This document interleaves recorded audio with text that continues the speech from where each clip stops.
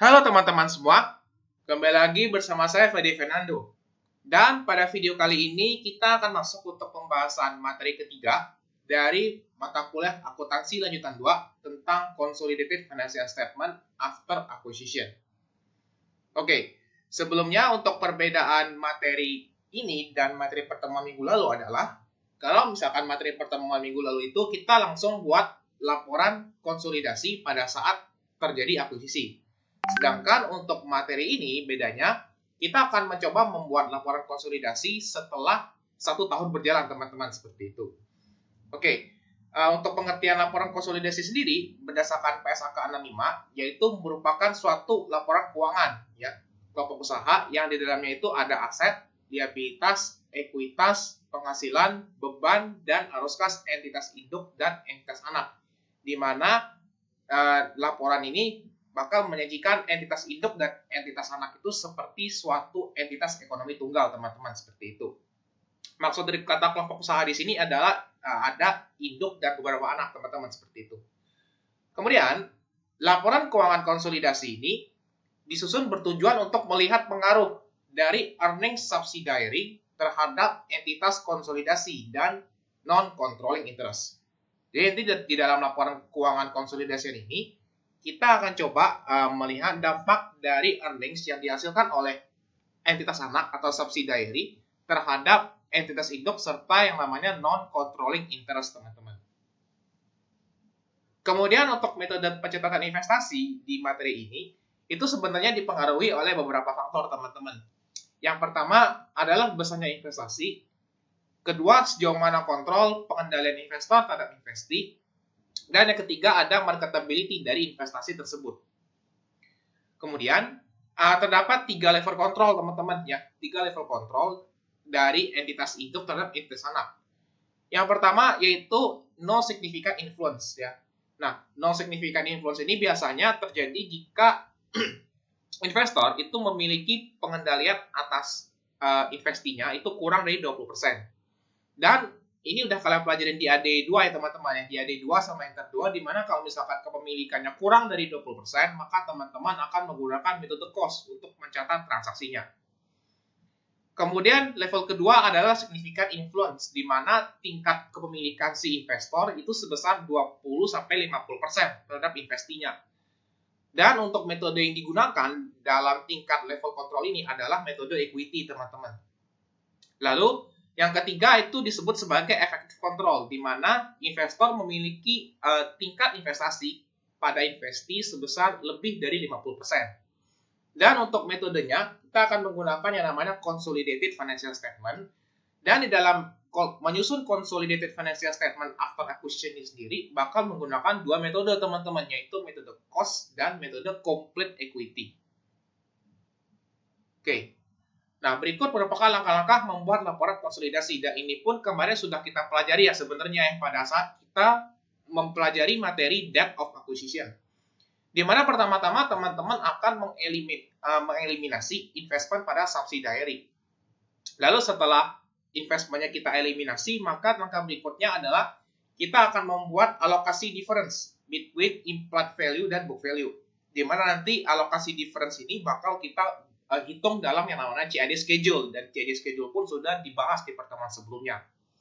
Dan langkah ketiga adalah teman-teman akan melakukan eliminasi atas intercompany transaction. Intercompany transaksi ini maksudnya adalah transaksi yang dilakukan antara parents dengan subsidiary-nya, teman-teman. Ya, seperti itu. Kemudian ini merupakan pencatatan pada saat after acquisition dengan menggunakan metode cost serta metode equity. Di mana untuk general interest-nya sendiri ya ada 3 transaksi. Yang pertama pencatatan initial investment ya, jurnalnya seperti yang teman-teman bisa lihat, di mana keduanya sama-sama investment in S pada cash atau common stock atau dan lain-lain, tergantung apa yang diberikan oleh parent kepada subsidiary-nya. Lalu untuk pengakuan net income ya, pengakuan net income-nya itu teman-teman untuk yang cost method itu tidak ada, sedangkan untuk complete equity method itu ada jurnalnya, yaitu investment in S pada equity in subsidiary income. Nah, kenapa yang satu no entry, yang satu complete equity? Ini konsepnya sama kayak yang kalian pelajarin di AD2, di mana kalau misalkan cost method itu ya, cost method itu tidak mengakui yang namanya net income dari perusahaan yang kita investasikan. Sedangkan kalau misalkan kita menggunakan metode equity, ya, kalau misalkan perusahaan yang kita investasikan itu terjadi adanya laba, maka perusahaan kita akan mengakui sebagian dari laba tersebut ke dalam laporan keuangan kita. Lalu untuk pengakuan dividennya, kalau di cost method itu cash pada dividend income ya seperti biasa. Tapi kalau misalkan di complete equity method itu cash pada investment in S. Kenapa? Karena kalau misalkan konsepnya kita menggunakan metode equity ya pada saat kita menerima dividen, maka kita akan menghapus sebagian dari investment in S kita, teman-teman, seperti itu. Oke, berikutnya untuk elimination entries, ini juga terdapat banyak perbedaan ya. Tapi untuk jelasnya nanti elimination entries ini bakal saya coba breakdown pada saat pembahasan problemnya supaya teman-teman gak bingung di awal dulu. Intinya di sini antara metode cost dengan metode complete equity itu ada yang namanya reciprocity journal, teman-teman ya. Ada jurnal reciprocity namanya. Nah, jurnal reciprocity ini dibuat untuk mengakui selisih penghasilan yang belum didistribusikan oleh subsidiary dari tanggal akuisisi hingga awal tahun berjalan, teman-teman. Kata kunci dari jurnal reciprocity ini adalah untuk mengakui selisih penghasilan, teman-teman. Ya, jadi jurnal reciprocity ini akan coba kita buat pada awal tahun kedua setelah kita melakukan akuisisi. Karena ingat ya tadi ya kata-katanya yaitu untuk mengakui selisih penghasilan. Ya, nah berarti ada penghasilan pada saat tanggal akuisisi sama penghasilan 1 tahun setelah tanggal akuisisi, dan itu akan kita coba distribusikan selisih penghasilannya. Nah, itu kalau misalkan kita awal tahun kedua kita bakal kurangin dengan pada saat tanggal akuisisi. Sedangkan kalau misalkan kita menggunakan cost method ya, jurnal reciprocity ini harus dibuat setiap awal periode, teman-teman ya. Harus tetap dibuat setiap periode. Di mana untuk tahun ketiga, tahun keempat, tahun kelima, dan seterusnya, kita akan tetap membuat jurnal reciprocity, tapi cara untuk ngambil angkanya adalah kita kurangin, misalkan berarti awal tahun ketiga, berarti kita ambil penghasilan atau laba di akhir tahun kedua, kita kurangin dengan laba pada saat tanggal akuisisi, teman-teman, seperti itu. Tapi nanti untuk lebih jelasnya, mungkin sekarang teman-teman bingung dengan penjelasan saya, tapi nanti untuk pembahasan problemnya pasti teman-teman paham dengan penjelasan ini. Lalu untuk nominal pada jurnal reciprocity ya, itu didapatkan dari persentase kepemilikan parent atas subsidiary. Oke. Untuk di video ini ya, kan ada 2 metode ya, ada metode cost sama metode equity. Nah, metode yang bakal saya bahas di dalam video ini itu terkait dengan complete equity method. Jadi kebetulan di video ini untuk jurnal reciprocity-nya nggak ada, teman-teman. Itu jurnal reciprocity-nya sudah saya jelaskan di kelas seperti itu. Oke, sekian dulu untuk pembahasan teorinya. Berikutnya kita akan lanjut dengan pembahasan problem yang ada.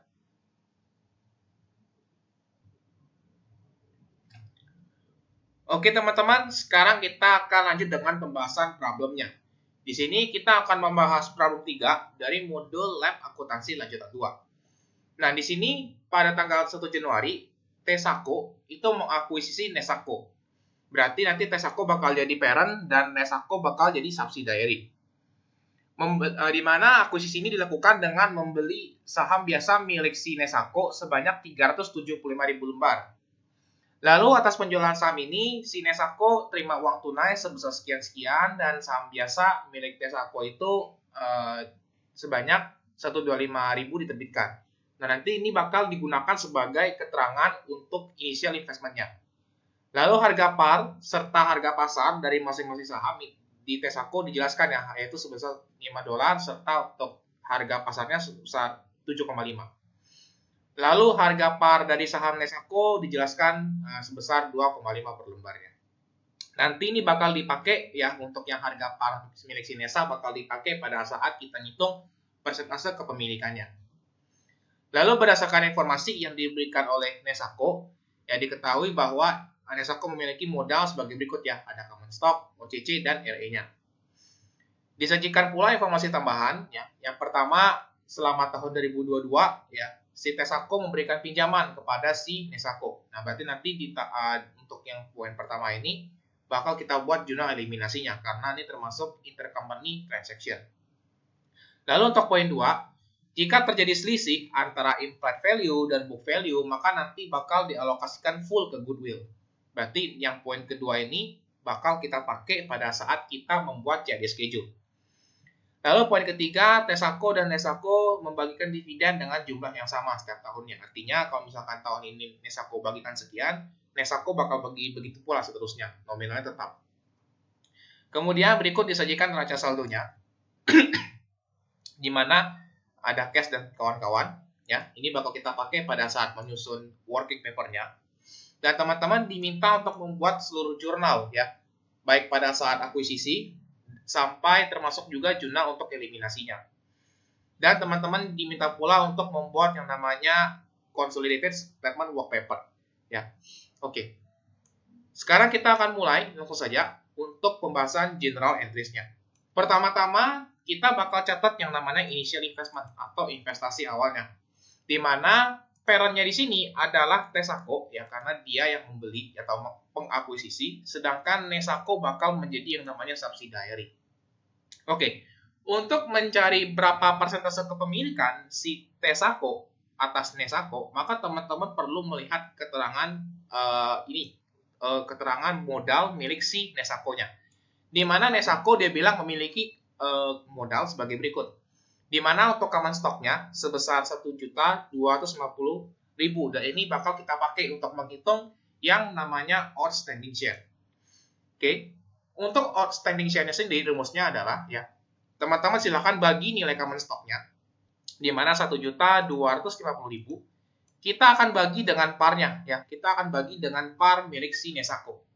Di mana 1.250.000 dibagi dengan 2,5, maka teman-teman bakal dapat sebanyak 500.000 lembar. Ini harusnya dalam format general, ya teman-teman, 500.000 lembar.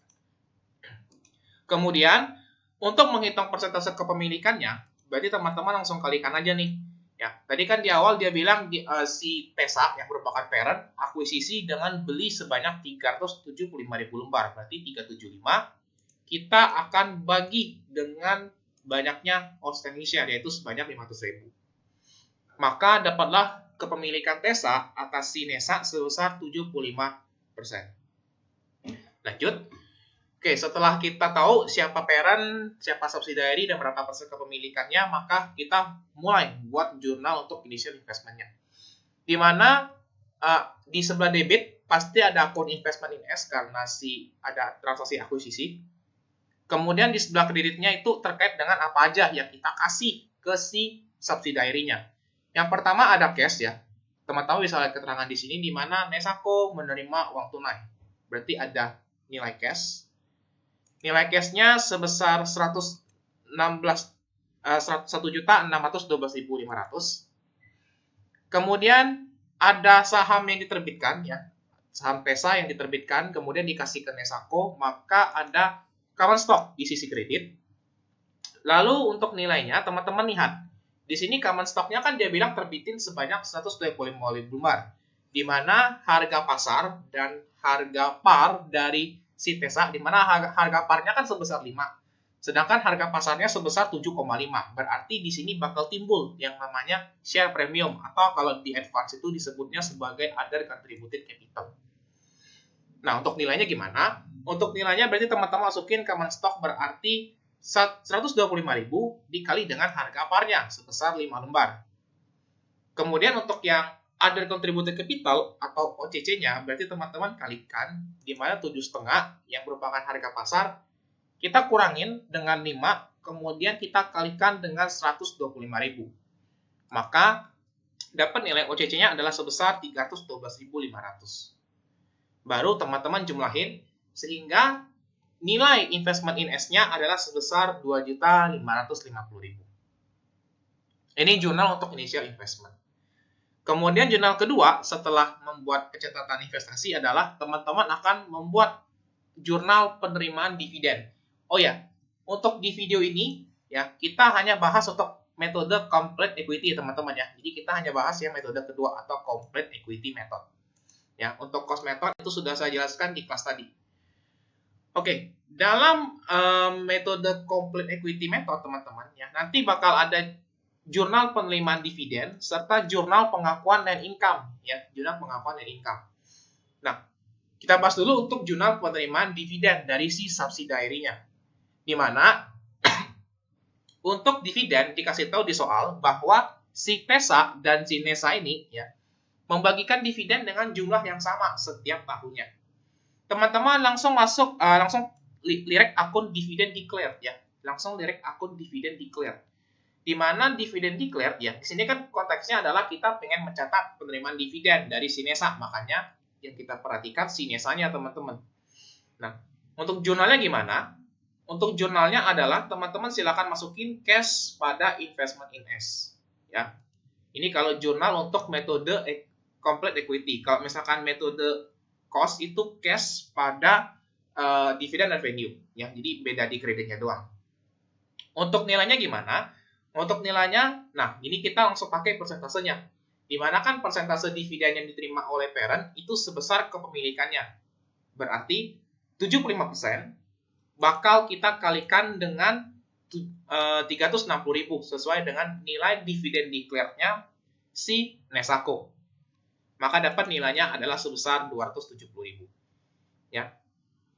Kemudian untuk tahun 2022 ya, ini sebenarnya untuk cara pengerjaannya terkait preferensi saja ya. Kalau saya lebih senang ngerjainnya itu tempetan. Jadi 2021 di sebelah kiri dan 2022 di sebelah kanan.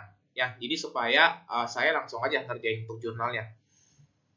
Dan untuk jurnal tahun 2022, karena dia bilang si TESA dan NESA ini terbitin dividen dengan jumlah yang sama setiap tahunnya, berarti untuk jurnalnya masih sama, cash pada investment in S. Dan karena dia bilang nilainya sama, berarti tinggal dikalikan aja. Ya, 360.000 dikali dengan 75%. Atau nilainya sama persis seperti yang terjadi di tahun sebelumnya. Lalu, kita lanjut untuk jurnal ketiga ya, general interest yang ketiga yaitu terkait pengakuan net income dari si NESACO. Oke.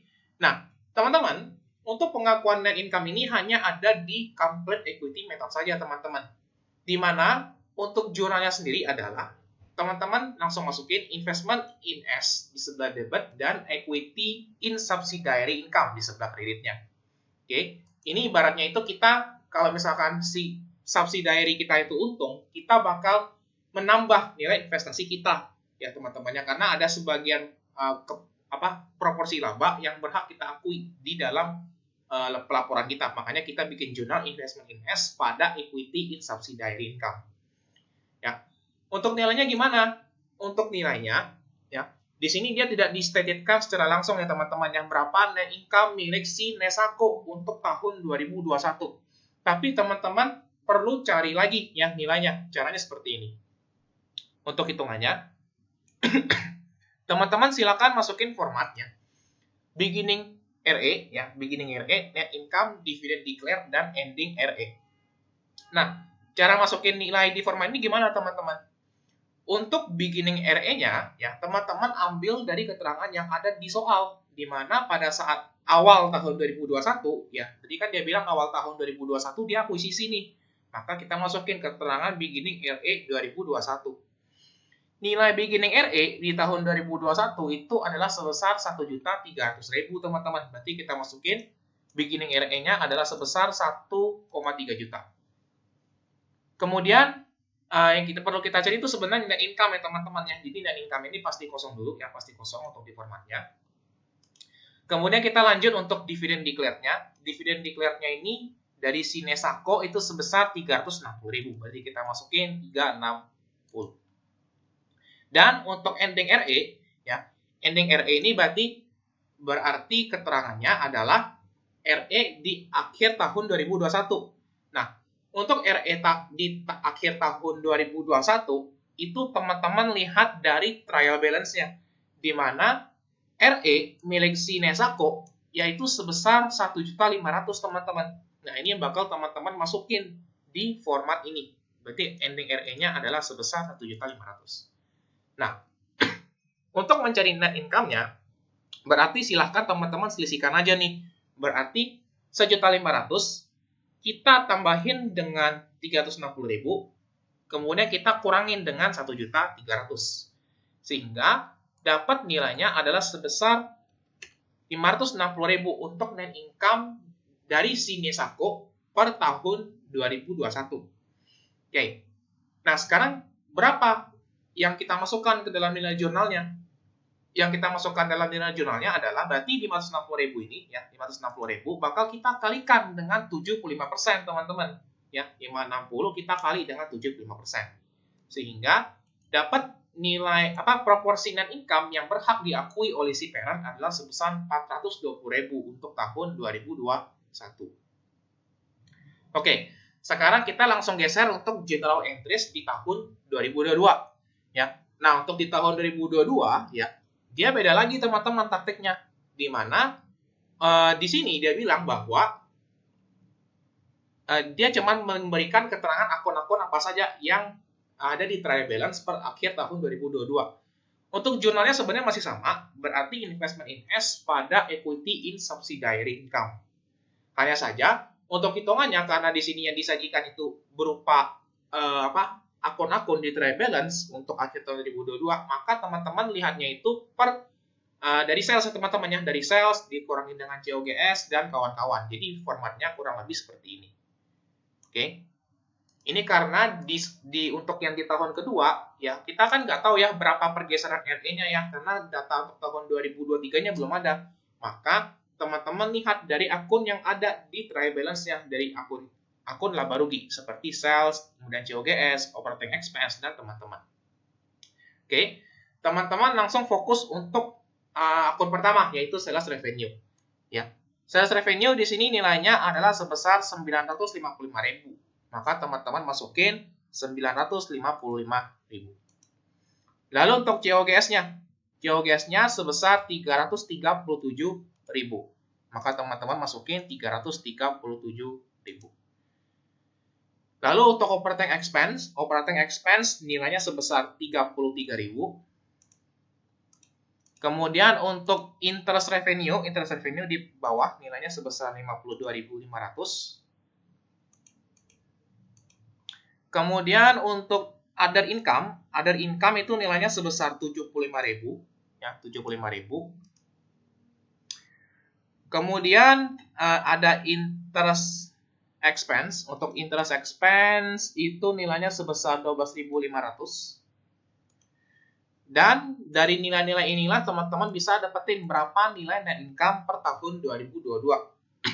Kalau teman-teman kurangin dari atas sampai ke bawah, sales dikurangin COGS, dikurangin operating expense, ditambah interest revenue, ditambah other income, dikurangi dengan interest expense, maka hasil net income-nya adalah sebesar 700.000, teman-teman.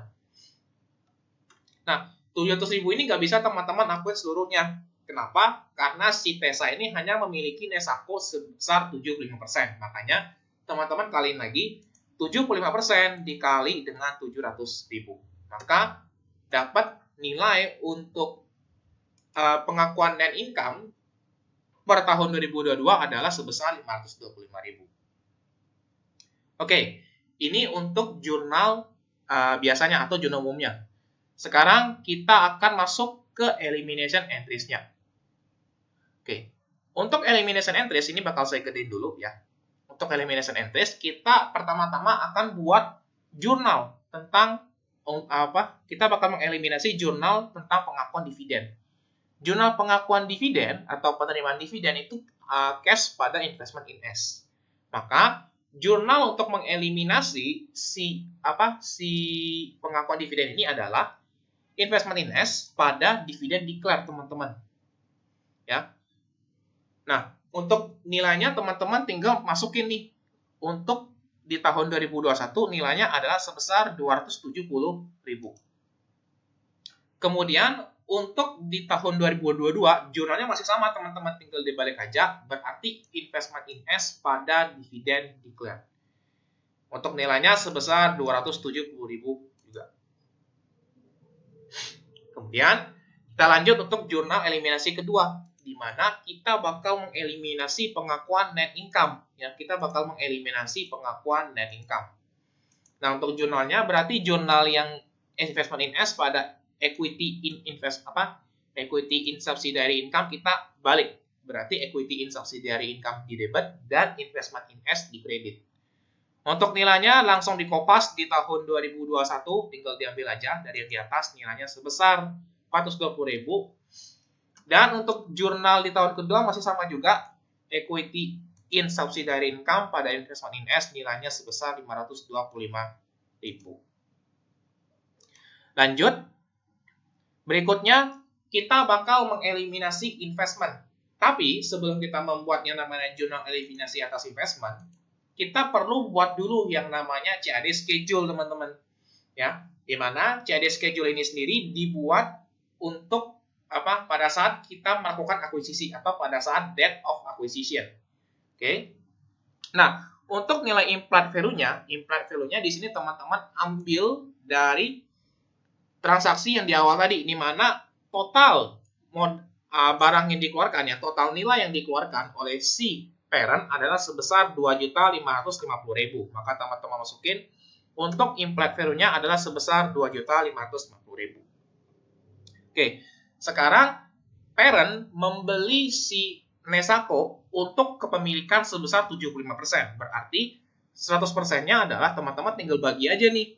Berarti 2.250.000 dibagi dengan 75%, sehingga teman-teman dapat nilai totalnya adalah sebesar 3.400.000.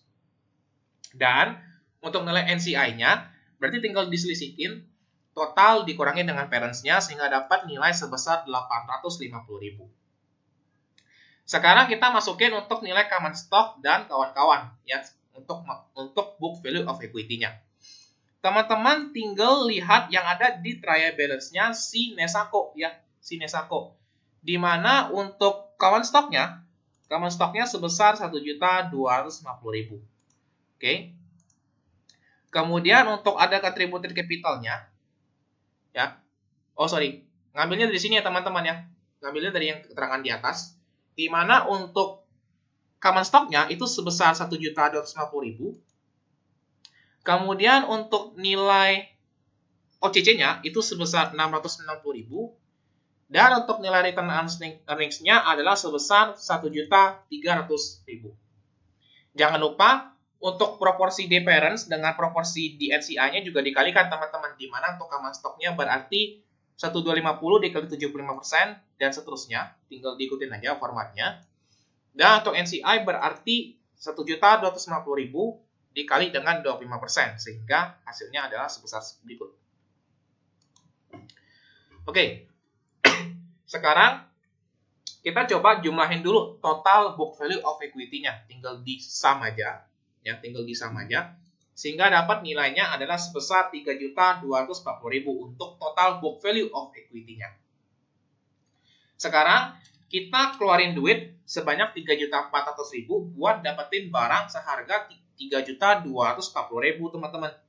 Artinya terjadi selisih, ya.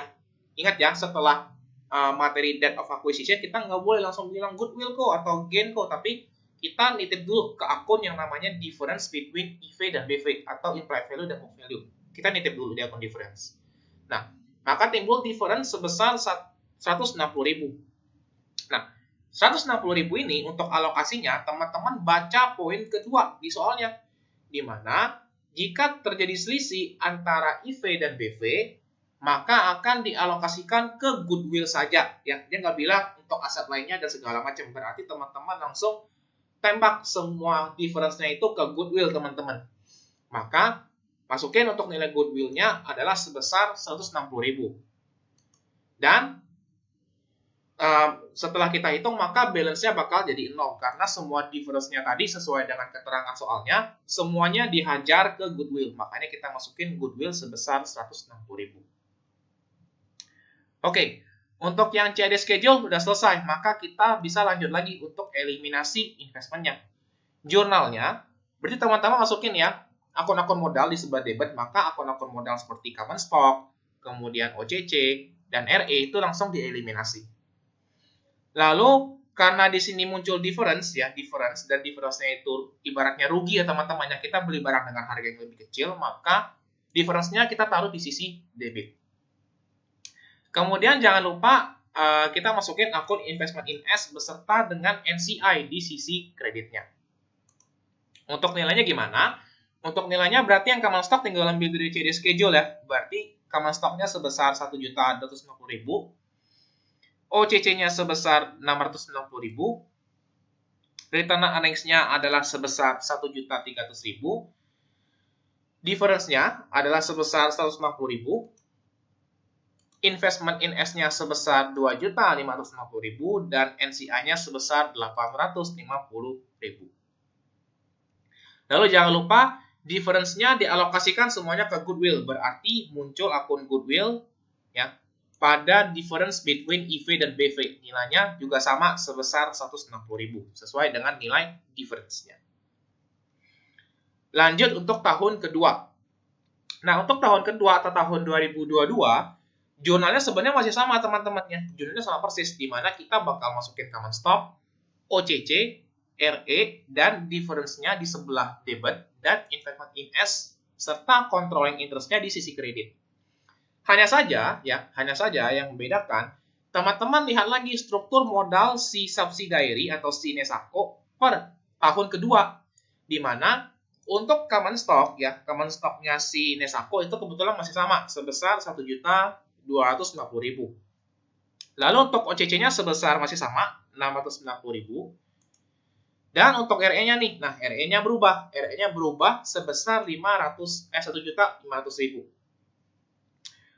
Dan untuk difference-nya ya. Nah, untuk difference saya kasih notes ke teman-teman bahwa dalam perhitungan jurnal eliminasi, nilai difference itu tetap sama teman-teman dari tahun ke tahun. Berarti nilai difference-nya itu bakal tetap konsisten di angka 160.000.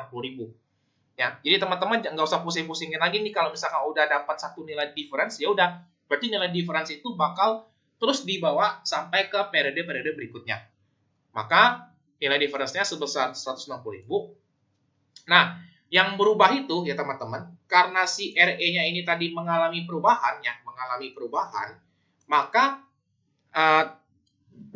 selisihnya tadi ya, selisih antara RE periode ini dengan RE periode sebelumnya ya, kan naik ya dari 1,3 jadi 1,5. Berarti ada selisih sebesar 200.000. Nah, 200.000-nya ini harus teman-teman alokasikan ke parent serta ke NCI teman-teman. Ya, kalau kita alokasi ke parent berarti kita nanti bakal menambahkan akun investmentnya karena ini RE-nya naik, dan nanti juga kita bakal mengalokasikan kenaikan ini ke si NCI teman-teman. Ya, berarti selisihnya 200.000 bakal kita alokasikan. Maka nilai investment in S-nya ini nggak boleh sebesar 2.550.000 lagi teman-teman, tapi harus kita bagikan ya, harus kita bagi atau kita proporsikan sesuai dengan kepemilikan parentnya. Berarti ya 2.550.000 yang merupakan nilai laba di periode sebelumnya ya, nilai laba yang merupakan nilai implied value di periode sebelumnya, itu bakal kita tambahin teman-teman. Kita tambahin dengan proporsi kepemilikan parent, kemudian dikalikan dengan selisih laba ya, atau selisih modal ya, yang awalnya itu 1.500.000, yang awalnya 1,3 kita selisihin dengan 1,5, berarti 200.000. Kita kali dengan 75%, kemudian kita tambahin dengan 2.550.000. Sama juga ya teman-temannya, kalau misalkan nanti common stock-nya misalkan nambah atau OCC-nya misalkan nambah nantinya, itu nanti bakal kita proporsikan ke akun investment in S teman-teman, seperti itu. Maka untuk nilai investment in S-nya adalah sebesar 2.700.000, dan untuk NCI-nya sebenarnya polanya sama teman-teman, di mana 850.000 yang merupakan nilai NCI di tahun sebelumnya, ini teman-teman akan tambah dengan 25% yang sesuai dengan proporsi NCI, lalu dikalikan dengan 1.500.000 yang kita kurangin dengan 1.300.000. Maka kita bakal dapat nilai NCI-nya adalah sebesar 900.000 teman-teman. Nah, setelah kita buat jurnal eliminasi di tahun kedua ya untuk investmentnya, maka kita bakal buat jurnal alokasi difference-nya. Nah, untuk jurnal alokasi difference persis banget seperti yang di tahun sebelumnya. Berarti goodwill pada difference between EV dan PV. Nilainya sama juga sebesar 160.000. Ya. Intinya ingat aja kalau misalkan di tahun kedua ini ya, untuk investment in S-nya sama non controlling interest-nya perhatikan ya, apakah unsur-unsur modal ya itu mengalami perubahan. Karena kalau misalkan mengalami perubahan berarti bakal kita proporsikan ke nilai implied value-nya parent serta nilai NCI-nya. Dan untuk nilai difference-nya itu tetap ya teman-teman yang konstan, yang berarti kalau misalkan difference awalnya 160, ya udah berikut-berikutnya juga bakal 160 teman-teman, seperti itu. Oke, eliminasi investment selesai, maka kita lanjut untuk eliminasi intercompany transaction. Untuk intercompany transaction ini teman-teman perhatikan poin pertama yang ada di soal, ya informasi tambahannya, di mana selama tahun 2022 si Tesako ini memberikan pinjaman kepada Nesako ya dengan bentuk wesel. Oke. Nah, pada saat si Tesa memberikan wesel ya kepada si Nesa, maka si Tesa itu pasti pertama punya notes receivable ya, pasti punya pertama yang namanya notes receivable. Dan berarti Nesanya kebalikan, berarti Nesanya punya yang namanya notes payable. Nah, karena ini ada istilah wesel, teman-teman, ada istilah wesel, berarti ada bunga ya, ada bunga serta ada bunga yang harus dibayarkan. Nah, berarti si Tesa itu bakal memiliki yang namanya interest revenue serta bakal memiliki yang namanya interest receivable. Ya, karena di sini kata kuncinya adalah wesel, berarti dia bakal punya dua ini, punya bunga yang masih harus dibayar dan interest revenue. Berarti si Nesa memiliki kebalikannya teman-teman. Berarti si Nesa punya interest payable serta interest expense. Ya, saya harap teman-teman paham ya konsep jurnal eliminasi transaksi ini ya.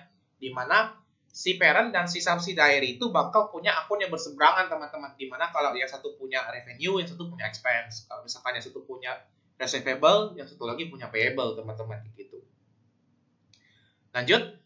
Setelah teman-teman paham konsep ini, maka kita mulai buat jurnal pertama dulu untuk mengeliminasi si receivable sama payable-nya. Ya. Maka jurnalnya adalah notes payable bakal kita debitkan dan notes receivable bakal kita kreditkan. Intinya, kalau misalkan kita mau mengeliminasi teman-teman, intinya adalah kita taruh si akun yang bersangkutan di posisi kebalikan saldo normalnya. Jadi misalkan notes payable kan saldo normalnya di kredit, maka teman-teman masukin saldo normalnya di debit kalau mau bikin jurnal eliminasi. Nah, untuk nilainya kebetulan dikasih tahu di soal, nilainya sebesar 450.000. Kemudian untuk jurnal berikutnya kita akan mengeliminasi receivable dan payable-nya. Maka kita masukin interest payable di debit dan interest receivable di sebelah kreditnya sesuai dengan kebalikan saldo normalnya. Nah, sekarang yang jadi permasalahan adalah mencari angkanya teman-teman ya. Di mana dia bilang bunga atas wesel ini ya nilainya adalah setengah ya. Ini setengah ya teman-teman ya. Tulisannya kekecilan tapi ini angkanya setengah teman-teman ya. Di mana nilainya adalah setengah dari total beban bunga yang dimiliki oleh Nesako. Kita lihat interest expense si Nesako ya, interest expense. Nilainya sebesar 12.500 ya. 12.500 dia bilang setengahnya ini total beban bunga atas weselnya si Tesa. Berarti 12.500 ya. Teman-teman akan kalikan dengan setengah sehingga dapat nilainya adalah sebesar 6.250. Ya, jadi 12.500 kita bagi 2. Dan untuk angka interest revenue-nya sama kita mau eliminasi sekarang, kita mau eliminasi revenue sama expense-nya, berarti jurnalnya kita balik aja, di mana interest revenue di debit dan interest expense di kredit. Untuk nilainya juga sama, sebesar 6.250. Karena pada saat kalian bikin AJP kan jurnalnya kan interest receivable pada interest revenue ya, kalau dari pihak si Tesa. Makanya teman-teman balik itu posisi jurnalnya. Oke. Untuk transaksinya sekarang udah selesai teman-teman, maka sekarang kita bisa lanjut untuk membuat working paper-nya. Ya. Nah, teman-teman jangan panik dulu ya lihat working paper-nya ya, karena bakal saya lanjutkan secara sistematis. Oke, teman-teman. Yang perlu teman-teman isi pertama kali ya di consolidated statement work paper ini adalah terkait saldo si Tesa sama saldo si Nesa. Nah, untuk saldo si TESA sama saldo si NESA ini kebanyakan bakal kita ambil langsung dari trial balance-nya teman-teman. Cuman ada beberapa akun-akun yang perlu kita perhatikan. Pertama-tama, di sini kita bakal mengisi untuk yang sales revenue-nya dulu. Kita mulai dari income statement-nya. Untuk sales revenue, kita masukin dari TESACO sebesar 3.889.500. Dan untuk si NESACO sebesar 900.555.000. Oke. Kemudian kita lanjut untuk interest revenue-nya. Interest revenue-nya sebesar 95.000 dan dari si NESACO sebesar 52.500. Ada income-nya untuk yang si TESA 115 dan si NESA sebesar 75. Lalu untuk akun equity in subsidiary income ini teman-teman perlu ambil perhatian khusus. Makanya saya tandain warnanya agak abu-abu di sini, di mana nilainya itu teman-teman ambil dari jurnal yang ada di bagian general entries-nya, yaitu dari jurnal pengakuan net income dari si NESACO. Ya, dimasukin nilainya sebesar 525.000. Kemudian untuk total revenue-nya teman-teman tinggal jumlahin aja ya, tinggal di sum dari atas sampai ke bawah. Sehingga dapat nilai total revenue TESA sebesar 462.400 dan NESA sebesar 108.500. Kemudian untuk COGS ya, COGS, operating expense dan interest expense itu teman-teman juga ambil dari trial balance-nya, tinggal dikopas saja ya. Untuk COGS dari si TESA sebesar 688, si NESA 337. Kemudian untuk nilai si operating expense-nya itu 35 sama 33. Kemudian untuk interest expense-nya itu sebesar 76 dan 12,5. Kemudian ditotalin sehingga dapat nilai total cost and expense-nya. Oke. Kemudian kita lanjut untuk net income-nya. Untuk net income-nya, kita kurangin antara total revenues dengan total cost and expense-nya. Sehingga kita dapat nilai untuk si TESACO-nya sebesar 3825 dan si NESACO-nya sebesar 700.000. Oke, sekarang setelah kita menghitung untuk income statement-nya, maka kita bakal masukin net income yang bakal masuk ke return earnings-nya, teman-teman. Di mana nilainya ini langsung kita turunin ya, langsung kita turunin dari nilai net income yang ada di sini. Lanjut kita ke bagian RA statement. Untuk RA statement-nya yang bagian beginning itu ada dua, karena ada dua perusahaan, yaitu si TESA dan si NESA. Untuk si TESA kita ambil dari beginning RA yang ada di sini, nilainya sebesar 2.500.000. Dan untuk si NESA sebesar 1.500.000 sesuai dengan nilai yang ada di trial balance-nya. Kemudian untuk nilai net income yang dari income statement itu kita langsung turunin di bagian net income from above ya. Jadi yang di sini kita langsung turunin. Next, untuk dividen declared-nya kita ambil dari yang ada di sini, di mana dividen declared untuk si TESA sebesar 600.000 dan si NESA sebesar 360.000. Diisi sesuai dengan posisi kolomnya. Kita lanjut untuk RA yang bakal kita masukin ke balance sheet ya. Ini teman-teman tinggal totalin aja dari atas ke bawah. Berarti dari beginning RA ditambah dengan net income, kemudian kita kurangin dengan nilai dividennya sehingga dapat nilainya sebesar 5.772.000 untuk si TESA dan si NESA sebesar 1.840.000. Kemudian kita lanjut untuk mengisi balance sheet-nya. Nah, di balance sheet-nya ada beberapa akun yang harus teman-teman perhatikan. Misalnya seperti cash. Untuk cash, teman-teman tidak boleh langsung masukin 2.350.000. Tapi teman-teman gini ya. Ini konsepnya teman-teman. Saldo yang ada di sini sebesar 2.350.000 ini kan tadi teman-teman buat dua tahun yang untuk jurnalnya ya. Ada jurnal dari tahun 2021 sama jurnal dari tahun 2022 teman-teman. Oke. Nah, nilai 2.350.000 ini itu sudah termasuk nilai-nilai transaksi yang ada di tahun 2021, teman-teman. Jadi yang nilai transaksi cash di kredit ini sudah termasuk di dalam nilai 2.350.000. Makanya, untuk mengisi di bagian kolom trial balance dari TESA dan NESA ini, teman-teman cukup perhatikan nilai yang ada di sini, ya, yang ada di trial balance ini, ditambahkan dengan transaksi yang berasal dari tahun 2022 saja, teman-teman, ya. Transaksi general entries yang berasal dari tahun 2022. Spesifiknya seperti itu. Oke. Jadi, ya, nilai 2.350.000 ini akan teman-teman tambahkan, ya. Akan teman-teman tambahkan dengan nilai cash yang berasal dari transaksi penerimaan dividen. Ya, karena kan general interest cuma ada 3. Yang pertama kan initial investment, penerimaan dividen, dan pengakuan net income. Nah, ini kebetulan inisialnya kan udah kosong, berarti asalnya cuma dari jual jurnal ini doang. Ya, kebetulan ada akun cash.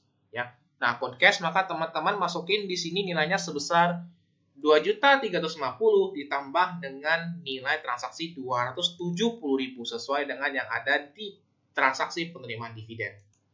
Maka nilainya adalah sebesar 2.620.000. Kemudian nilai cashnya si NESA nggak ada perubahan, berarti 1.340. Kemudian akun-akun seperti AR, supplies, inventory, notes receivable, dan interest receivable itu teman-teman kopas dari transaksi yang ini. Karena kebetulan di bagian general entries untuk tahun 2022-nya, akun-akun seperti yang saya sebutkan tadi tidak mengalami saldo perubahan. Karena kan asalnya yang seperti yang saya bilang berasal dari 2 jurnal ini. Kemudian, untuk akun investment in S. Nah, untuk akun investment in S, ya, dia kan kalau teman-teman lihat di trial balance, dia titik-titik ya teman-teman ya. Artinya perlu teman-teman cari lagi ya. Nilainya tidak dijelaskan secara gamblang di dalam trial balance ini. Maka nilainya teman-teman perlu cari lagi. Nah, nyarinya itu teman-teman harus melihat dari transaksi di mana si investment in S itu muncul paling awal. Di mana investment in S itu muncul paling awal banget di bagian sini teman-teman. Di bagian initial investment. Berarti untuk mencari saldo si initial investment kurang lebih seperti ini teman-teman. Berarti nilai investment in S yang di awal ini teman-teman akan kurangin dengan nilai investment S yang ada di sini, yang ada di penerimaan dividen ini. Kemudian ditambahin dengan yang ada di sini, ya karena kan investment in S itu saldo normalnya di debit. Kemudian langsung beralih ke tahun general entries 2022-nya aja teman-teman. Jadi untuk yang perhitungan di sini, teman-teman mengabaikan angka yang ada di elimination. Jadi benar-benar fokus pure di bagian general interest-nya aja.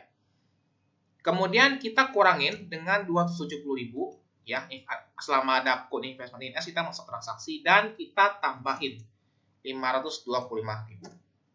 Maka dapat nilai investment in S-nya adalah sebesar 2.955.000 dan teman-teman masukin di WP-nya. Kemudian token mesin ya, akun mesin, building, kemudian land, ya itu teman-teman mengikuti lagi nilai yang ada di trial balance-nya, ya tinggal ngikutin aja mesin, building dan teman-teman. Lalu untuk akun difference dan akun goodwill ini teman-teman langsung abaikan aja ya untuk yang di bagian sini ya, bagian saldo awalnya ini ya, langsung diabaikan karena nanti akun difference dan goodwill ini sebenarnya bakal muncul pada saat ini teman-teman ya, bakal pada saat elimination entries. Jadi kita abaikan aja dulu.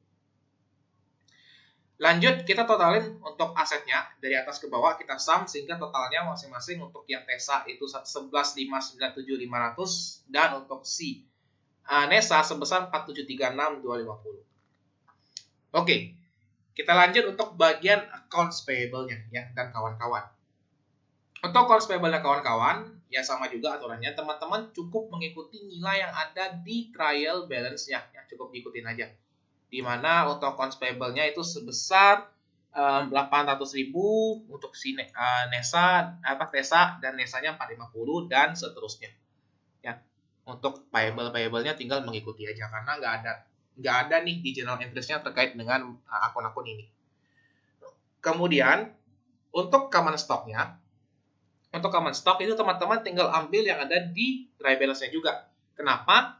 Ya, kenapa nggak di awal kok? Ya, kenapa nggak di awal?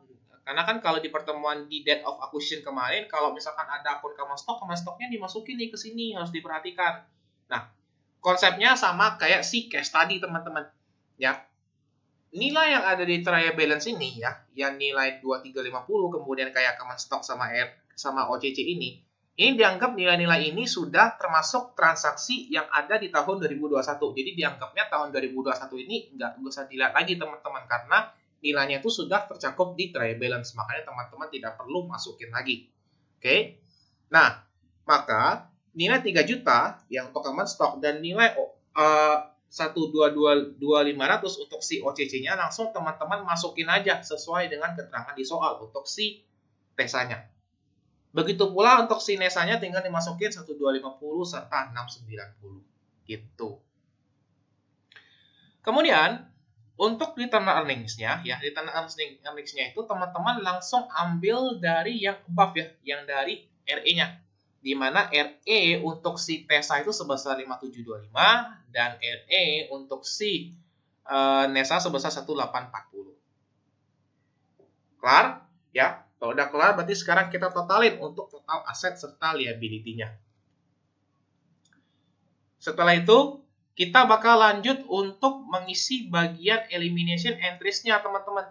Ya, untuk mengisi elimination entries ini kita pelan-pelan ya. Kita pelan-pelan langsung lihat dari elimination entries di tahun 2022 karena sama kayak yang general tadi, dianggap elimination entries 2021 itu udah diposting, teman-teman. Ya, udah benar istilahnya. Ya, jadi kita fokus untuk tahun 2022-nya aja. Pertama-tama kita mulai dengan akun investment in S. Ya, kita cek lagi apakah ada akun investment in S di sebelah debit. Nggak ada lagi ya teman-teman ya. Investment in S nggak ada, yang ada di sebelah kredit doang. Berarti kita bisa masukin akun investment in S sebelah debit ya, nilainya sebesar 270.000. Kemudian kita lanjut untuk yang berikutnya ya, yaitu terkait dengan dividen declare. Dividen declare kita cek lagi apakah ada akunnya. Kebetulan kita lihat dividen declare nggak ada lagi ya, nggak ada lagi dividen declare, maka dividen declare kita masukin di sebelah kredit, nilainya sebesar 270.000 ya. Nah, nilai dividen 270.000 ini merupakan milik si NESA ya teman-teman ya, karena si NESA ini menerbitkan dividen dan dia bagikan ke TESA yang merupakan parentnya serta pihak-pihak lainnya atau kita sebut sebagai NCI. Kita lanjut untuk berikutnya yaitu equity in subsidiary income. Untuk akun equity in subsidiary income kita cek lagi apakah ada di sebelah debit juga. Kebetulan nggak ada ya teman-teman ya. Berarti equity in subsidiary income kita masukin ke sebelah debit sebesar 525.000 yang kita masukin. Lanjut untuk berikutnya yaitu akun investment in S. Nah, investment in S ada di sebelah kredit sebesar 525.000. Kita cek lagi apakah ada akun investment in S atau tidak. Kebetulan ada ya teman-teman ya. Jadi kebetulan di jurnal eliminasi investment juga ada investment in S. Nah, kalau saya lebih suka masukin nilai yang di working paper-nya itu sudah dijumlah semuanya teman-teman. Jadi semua investment in S yang di sisi kredit itu saya langsung jumlahin. Jadi saya langsung tambahin jadi satu. Ya, langsung dimasukkan semua. Jadi untuk nilai investment in S di sebelah kredit itu nilainya adalah 2.700.000 kita tambahin dengan 525 ya. Sesuai dengan berapa banyak akun investment in S yang berada di posisi kredit. Kalau misalkan ada 3 berarti ada 3 penjumlahan teman-teman seperti itu.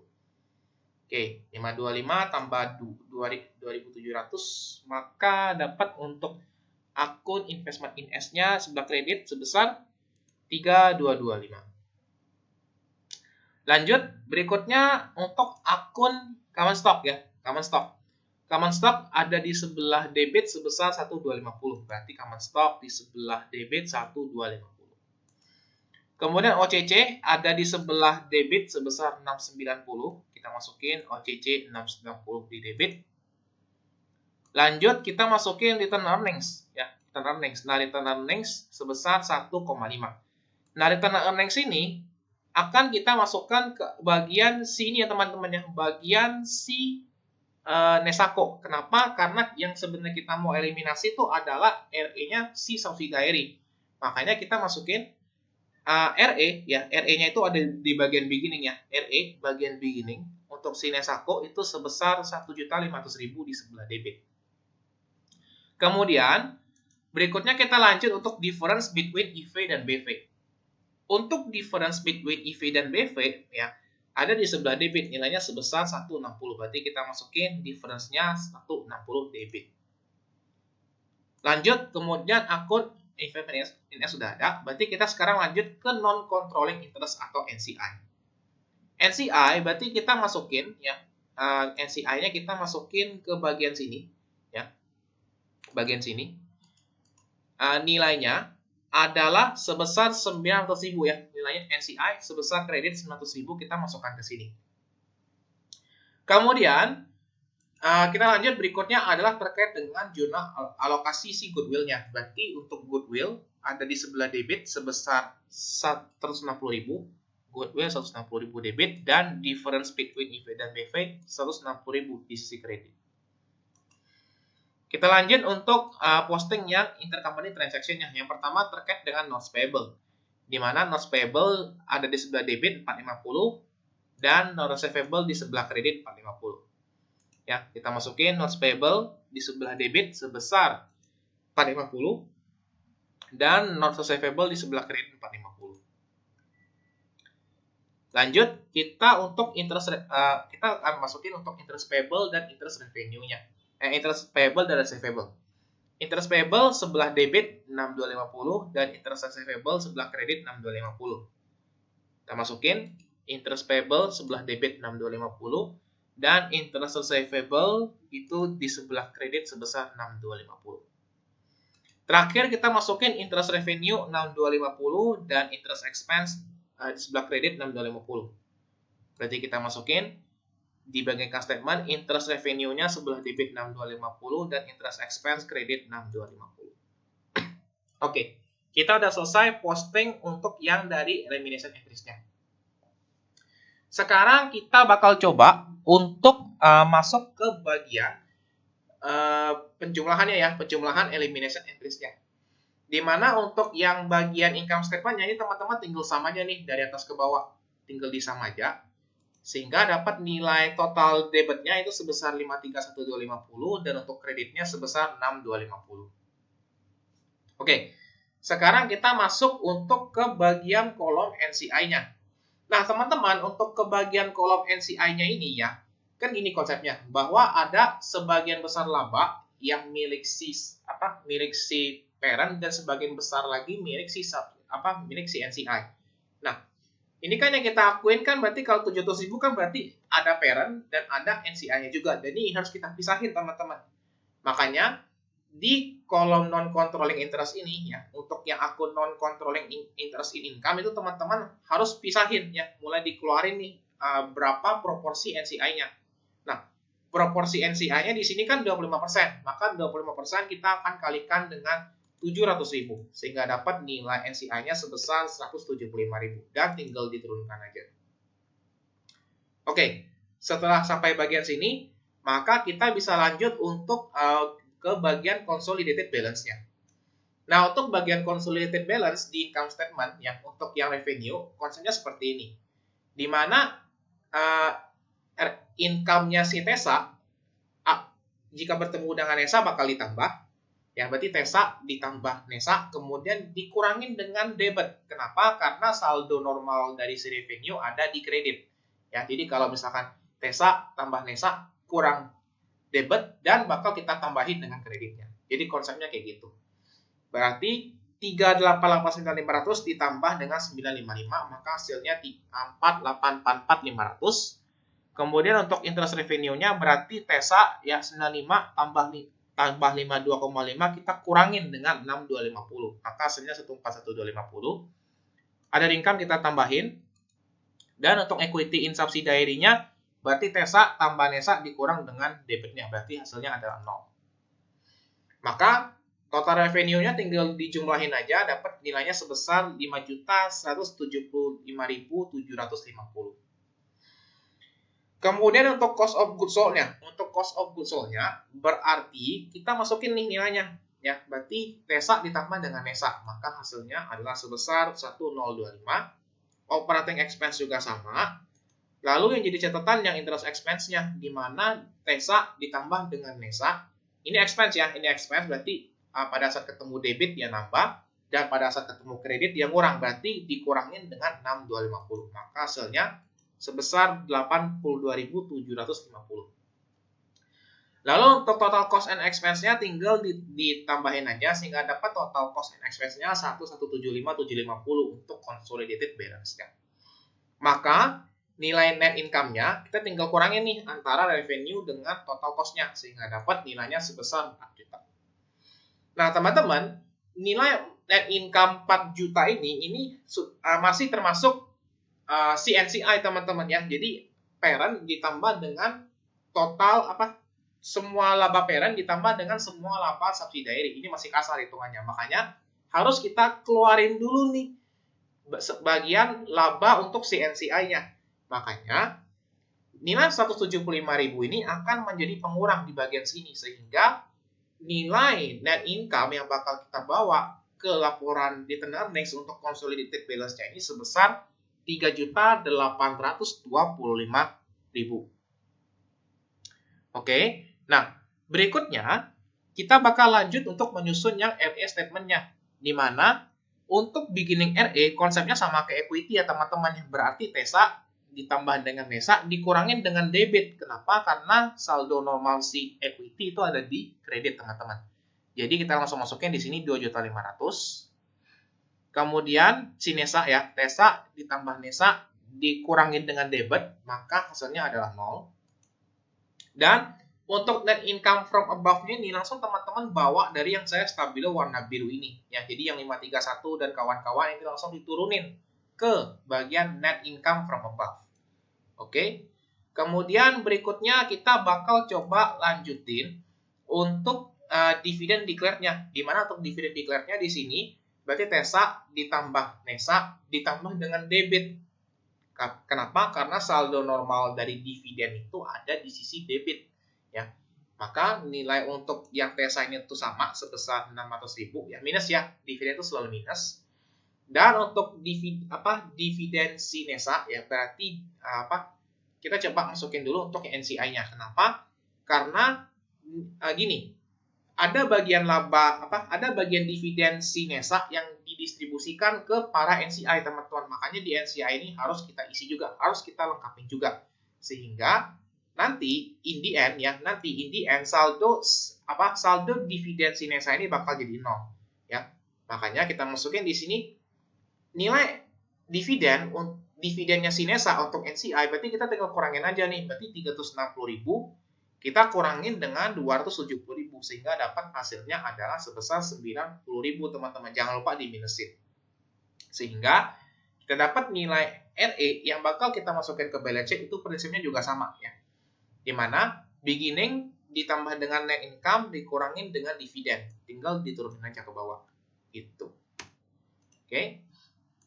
Untuk yang bagian debitnya sekian, kreditnya sekian, tinggal dijumlahin aja. Berarti kan net income di sama aja dari atas ke bawah. Kemudian untuk RE-nya kita kurangin ya. Berarti net income dikurangin dengan dividen sehingga dapat RE untuk si NCI itu sebesar 85.000. Dan untuk yang bagian consolidated balance-nya kita tinggal sama aja dari atas ke bawah. Sekarang kita lanjut untuk mengisi yang balance sheet-nya. Untuk yang balance sheet-nya ini teman-teman ya. Untuk cash-nya berarti prinsipnya ya, untuk aset ya, ini kan semuanya aset ya teman-teman ya. Ini kan ke atas berarti ini aset semuanya. Prinsipnya sama kayak yang kita kerjain di atas tadi, di mana aset ya, berarti kan saldo normalnya di debit ya. Berarti TESA ditambah dengan NESA, kemudian ditambah dengan debit karena ini aset ya. Karena ini aset maka di debit dia tambah. Kalau dia ketemu kredit berarti dia ngurang. Maka nilai cash-nya berarti TESA tambah NESA, maka hasilnya 3960. Accounts receivable, supplies dan kawan-kawan tinggal mengikuti pola yang sama. Kemudian untuk notes receivable berarti TESA ditambah NESA dikurangin dengan kredit ya, karena saldo normal aset itu ada di debit sehingga nilainya adalah sebesar 1250 untuk notes receivable. Untuk interest receivable berarti TESA tambah NESA dikurangin dengan kredit, maka nilainya adalah sebesar 93750. Investment in S juga mengikuti pola yang sama, berarti TESA ditambah NESA ditambah debit dikurang kredit, maka hasilnya adalah di sini 0, ya. Kemudian mesin berarti 300.000, nggak ada yang aneh-aneh, ya. 300.000, building tinggal ditambah juga, berarti ya, building tinggal ditambah juga. Kemudian lain juga sama, tinggal ditambah juga. Untuk difference ini berarti debit dikurangin dengan kredit, berarti hasilnya 0 untuk difference-nya. Dan untuk goodwill-nya itu sebesar 160.000, tinggal pindahin aja. Maka dapat total asetnya adalah sebesar 13.082.500. Sekarang kita lanjut untuk menyusun yang bagian equity-nya, teman-teman. Ya, untuk yang bagian equity, yang untuk accounts payable dan kawan-kawan itu polanya tinggal mengikuti juga, sama juga kayak kita ngisi bagian aset tadi. Cuman untuk liability sama equity kan saldo normalnya di kredit ya. Berarti polanya adalah TESA ditambah dengan NESA dikurangin dengan debit ditambah dengan kredit karena saldo normalnya ada di kredit.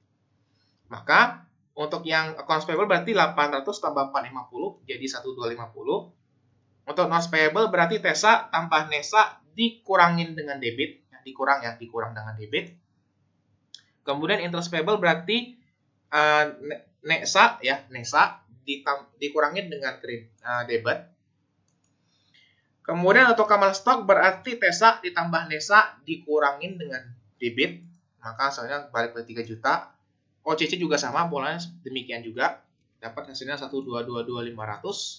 Nah, untuk RE perlakuannya ada special treatment, teman-teman. Gimana kalau RE ini nilainya itu teman-teman tinggal turunin aja nih dari yang kita dapat dari RE statementnya.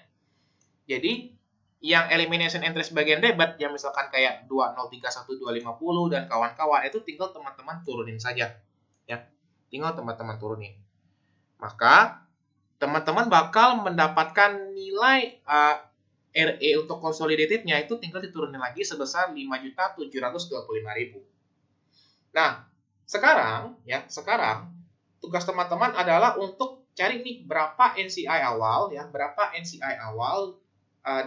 NCI akhirnya. Untuk NCI awal kan udah ketahuan ya teman-teman ya, sebesar 900.000 sesuai dengan transaksi yang ada di elimination entries tadi, NCI 900.000. Nah, sekarang nilai 900.000 ini teman-teman geser ke sini ya. Teman-teman geser ke sebelah kanan dan tinggal dijumlahin aja sehingga dapat nilai non-controlling interest per akhir periode itu sebesar 985.000, teman-teman. Lalu nilai 985.000 ini akan teman-teman bawa ke sebelah kanannya, yang tinggal diterusin lagi ke sebelah kanan dan kita sum, maka dapatlah total liabilities ya. Total liabilities dan aset untuk bagian consolidated balance-nya ini, teman-teman, seperti itu. Ya, di sum maka kita cek dan hasilnya balance antara aset dengan liabilities dan equity-nya. Ini harusnya tipe ya, teman-teman ya. Liabilities dan equity harusnya ya.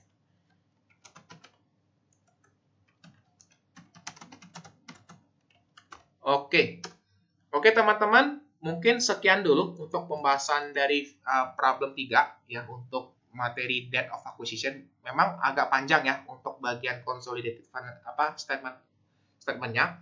Diikutin aja pelan-pelan, dia pahamin lagi, dicerna lagi, karena di video sifatnya bisa diulang-ulang. Apabila selama saya menyampaikan materi tadi ada hal-hal yang kurang berkenan atau mungkin ada salah kata, saya minta maaf.